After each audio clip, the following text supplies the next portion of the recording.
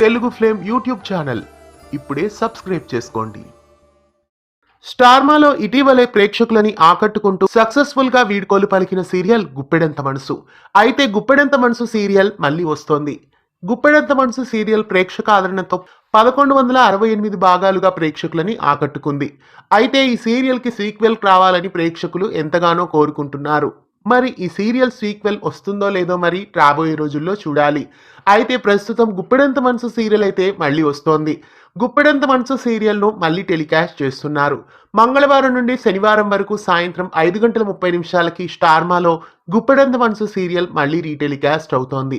ప్రేక్షక ఆదరణతో ఇంతకాలం ఆకట్టుకున్న గుప్పెడంత మనసు సీరియల్ అభిమానుల కోసం మళ్ళీ 5:30 స్లాట్లో టెలికాస్ట్ చేస్తున్నారు.